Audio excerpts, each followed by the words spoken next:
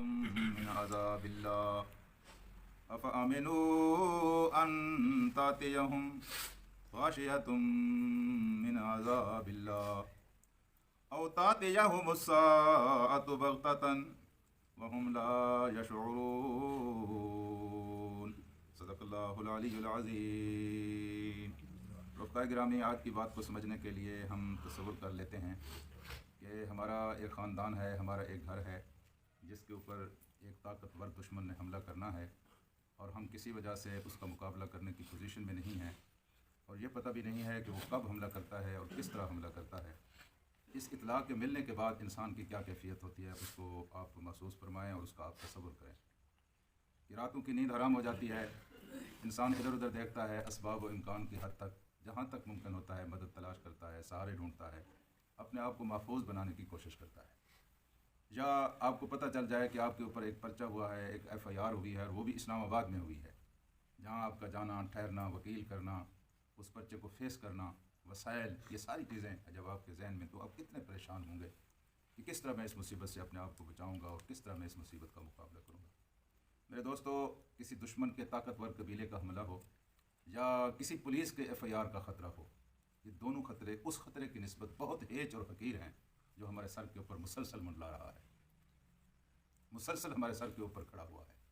وہ ہے میرے دوستو ہماری نافرمانیوں کی وجہ سے، ہمارے گناہوں کی وجہ سے اللہ تبارک و تعالیٰ کا عذاب، یا پھر اس سے اگر ہم بچ جائیں تو موت کا خطرہ، قیامت کا خطرہ۔ یہ ان خطروں کی نسبت جن خطروں کا میں نے ذکر کیا ہے ان سے کہیں بڑا خطرہ ہے، لیکن افسوس کی بات یہ ہے کہ ان چھوٹے چھوٹے خطروں کی وجہ سے جتنے ہم پریشان ہوتے ہیں اور ان سے بچنے کی جتنی ہم فکر کرتے ہیں، اس بڑے خطرے کو ہم نے نظر انداز کر دیا ہے اور اس کی ہمیں کوئی فکر نہیں ہے۔ اس کی فکر تو ایسی فکر تھی جس نے راتوں کی نیندیں حرام کر دی تھی لوگوں کی، اور لوگوں کو سکون نہیں آتا تھا، کسی پل چین نہیں نصیب ہوتا تھا۔ میرے دوستو، دوسری المناک حقیقت یہ ہے کہ اس کیفیت میں پچھلے دور کا انسان اور آج کے دور کا انسان بالکل ایک جگہ پہ کھڑا ہوا ہے، اور آج کی روشن خیال، متمدن اور بڑی پڑھی لکھی دنیا نے سب سے زیادہ جس چیز کو نقصان پہنچایا ہے وہ اللہ تبارک و تعالیٰ کا خوف ہے اور وہ آخرت کی فکر ہے۔ جی، لوگ یہی سمجھتے ہیں کہ یہ بعض ڈھکوسلا ہے، جتنے لوگ پڑھ لکھ جاتے ہیں یہی سمجھتے ہیں کہ یہ تماس تڑی ہے، مولوی ہمیں اپنے سامنے جھکانے کے لیے لگایا کرتے ہیں۔ یہاں تک کہ ہمارے ایک معروف و مشہور شاعر نے یہ تک کہہ دیا تھا کہ جانتے ہیں جنت کی حقیقت کو، ورنہ دل کے بہلانے کو غالب یہ خیال اچھا ہے۔ جی، اس طرح کا کوئی شعر ہے کہ ہم جنت کی حقیقت کو جانتے ہیں، بس دل کے بہلانے کو ایک خیال ہے جو ہمیں دیا گیا اور ہم اس پر خوش ہو رہے ہیں۔ یہ صرف غالب کا حال نہیں تھا، اس کے بعد ان کی جتنی ذریت ہے اس سب کا یہی حال ہے کہ وہ اس کو ایک تڑی سمجھتے ہیں، ایک ڈھکوسلا سمجھتے ہیں، اور یہ چیز فکر آخرت جو ہے جان بوجھ کر اس کو نگاہوں سے اوجھل کر دیا گیا، اور اس کے پس پشت صرف اغیار اسلام کا ہاتھ تھوڑا ہے، ہمارے اپنے واعظین، ہمارے اپنے ذاکرین، ہمارے اپنے مبلغین، یہ بھی کچھ کم پیچھے نہیں ہیں۔ انہوں نے اللہ کی آیات رحمت اس طرح لوگوں کو سنائی ہوئی ہیں اور اس طرح کے قصے لوگوں کو بتائے ہوئے ہیں کہ لوگ اس کے خطرے کو خطرہ ہی نہیں سمجھتے۔ بس میں اس کے دامن سے وابستہ ہوں، یہی تو وہ کل بھی کہتے تھے، آج بھی یہی کہہ رہے ہیں، بس وہ مجھے چھڑا کے لے جائیں گے، میں جو کچھ کرتا رہوں، کوئی کسی چیز کو یہ فکر نہیں ہے۔ بھائی، جس کے دامن سے آپ وابستہ ہیں وہ سب سے اچھا دامن تو محمد رسول اللہ کا دامن ہے، ان کے دامن سے بڑا دامن کوئی نہیں ہے، ان کی ہستی سے بڑی ہستی کوئی نہیں ہے، اور ان سے زیادہ اللہ تبارک و تعالیٰ کے قریب بھی کوئی نہیں ہے۔ لیکن ان کی اپنی زندگی کا کیا حال تھا؟ یا آپ کی زندگی میں آنسو زیادہ ہیں اور مسکرانا بہت کم ہے، قلت طعام، قلت قیام، قلت نیام، یہ ساری چیزیں وہاں ہم دیکھتے ہیں کہ پائی جاتی ہیں۔ نہ بہت زیادہ ہنستے ہیں، نہ بہت زیادہ سوتے ہیں، نہ بہت زیادہ کھاتے ہیں۔ جی، وہاں تو سارے کا سارا آخرت کی فکر ہے جو اللہ کے رسول صلی اللہ علیہ وسلم کی زندگی پر چھائی ہوئی ہے۔ پھر آپ نے جو پہلے شاگرد تیار کیے ہیں صحابہ کرام رضوان اللہ تعالیٰ علیہم اجمعین، ان کی زندگی کے اوپر دیکھیں تو محمد رسول اللہ صلی اللہ علیہ وسلم کا عطا کردہ یہی رنگ ان کی زندگی کے اوپر چھایا ہوا ہے۔ تو اللہ کے قرآن نے کیا خوبصورت انداز میں ان مضامین کو چھیڑا ہے۔ اللہ کا قرآن کہتا ہے افامنوا ان تأتیہم غاشیۃ، کیا اس چیز سے یہ بے فکر ہو گئے ہیں؟ ان کو کوئی فکر نہیں ہے، بے چنت ہو گئے ہیں، ہر چیز کی ان کو فکر ہے، اس چیز کی ان کو فکر نہیں ہے۔ نزلے بخار کی آپ کو فکر ہے، کینسر کی آپ کو فکر نہیں ہے۔ بھائی، یہ تو بالکل آخرت کا خطرہ بالکل اسی طرح ہے، ایک طرف کینسر کا مرض ہو، دوسری طرف دنیا کی مصیبتیں، تو بہت کم مصیبتیں ہیں۔ آپ مرے نہیں، آپ مر کر دیکھیں گے کہ موت کتنی ہولناک ہے، اور اس مرحلے سے گزرتے ہوئے انسان کے اوپر کیا بیتتی ہے۔ آپ کالی قبر میں نہیں گئے، کالی قبر میں انسان ہیں اور مسکرانا بہت کم ہے۔ قلت طعام، قلت قیام، قلت نیام، یہ ساری چیزیں وہاں ہم دیکھتے ہیں کہ پائی جاتی ہیں۔ نہ بہت زیادہ ہنستے ہیں، نہ بہت زیادہ سوتے ہیں، نہ بہت زیادہ کھاتے ہیں۔ جی، وہاں تو سارے کا سارا آخرت کی فکر ہے جو اللہ کے رسول صلی اللہ علیہ وسلم کی زندگی پر چھائی ہوئی ہے۔ پھر آپ نے جو پہلے شاگرد تیار کیے ہیں صحابہ کرام رضوان اللہ تعالیٰ علیہم اجمعین، ان کی زندگی کے اوپر دیکھیں تو محمد رسول اللہ صلی اللہ علیہ وسلم کا عطا کردہ یہی رنگ ان کی زندگی کے اوپر چھایا ہوا۔ امنوا ان تأتیہم غاشیۃ، کیا اس چیز سے یہ بے فکر ہو گئے ہیں؟ ان کو کوئی فکر نہیں ہے، بے چنت ہو گئے ہیں، ہر چیز کی ان کو فکر ہے، اس چیز کی ان کو فکر نہیں ہے۔ نزلے بخار کی آپ کو فکر ہے، کینسر کی آپ کو فکر نہیں ہے۔ بھائی یہ تو بالکل آخرت کا خطرہ، بالکل اسی طرح ہے، ایک طرف کینسر کا مرض ہو، دوسری طرف دنیا کی مصیبتیں تو بہت کم مصیبتیں ہیں۔ آپ مرے نہیں، آپ مر کر دیکھیں گے کہ موت کتنی ہولناک ہے، اور اس مرحلے سے گزرتے ہوئے انسان کے اوپر کیا بیتتی ہے۔ آپ کالی قبر میں نہیں گئے، کالی قبر میں انسان کے اوپر کیا حشر ہوگا یہ آپ کو پتہ اس وقت چلے گا جب ہم وہاں جائیں گے۔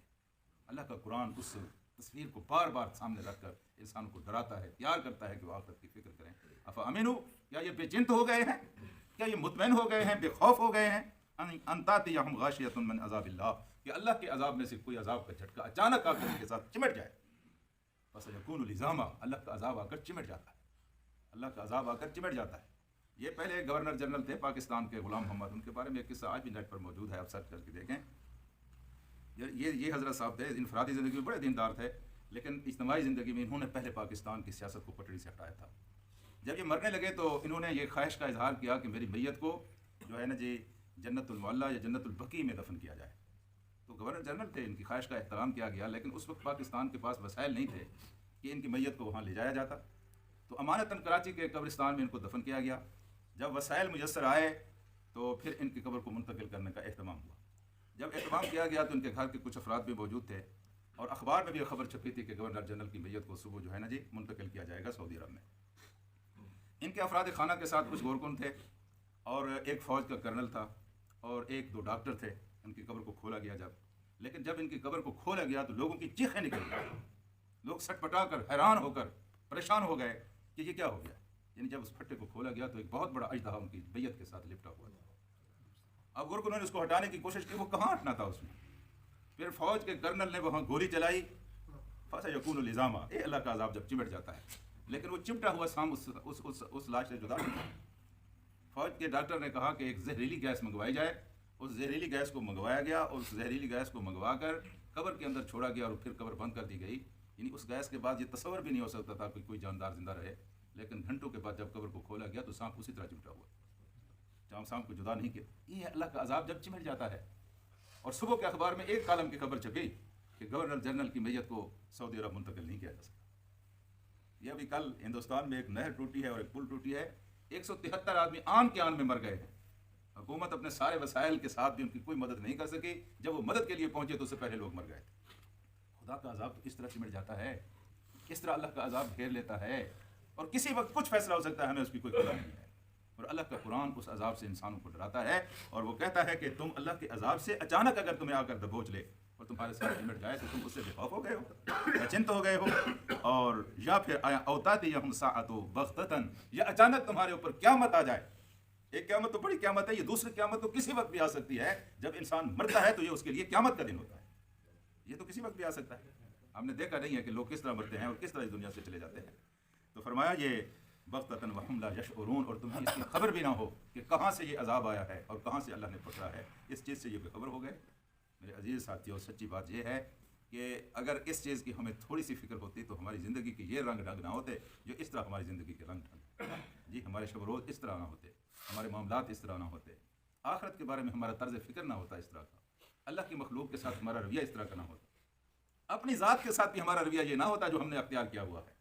تو یہ سارے کا سارا وبال اس لیے آیا ہوا ہے کہ اللہ کے قرآن کی جو تعلیم ہے، اصلاً تعلیم ہے، اصلاً تعلیم کیا ہے؟ اللہ کا قرآن بندے کو آخرت کے لیے تیار کرتا ہے، بندے کو آخرت کے لیے تیار، اور اس سے اچھی کتاب دوسری کوئی نہیں ہے۔ اس مقصد کے لیے یہ سب سے بہترین کتاب ہے، اور یہ اللہ تبارک و تعالیٰ کا ہے۔ ہم اس لحاظ سے خوش نصیب ہیں۔ چلو جیسا تیسا ہمارا علم ہے، صبح بیٹھ کر اس کی ایک آیت پڑھ لیتے ہیں، اللہ سے دعا کیا کرتے ہیں کہ اللہ تعالیٰ دم زندگی اس سلسلے کو جاری رکھنے کی ہمیں توفیق عطا فرمائے، اور اس کی برکتوں کی وجہ سے اللہ ہماری نجات۔ اللہم صلی علی سیدنا و مولانا محمد و علی آل محمد کما صلیت علی ابراہیم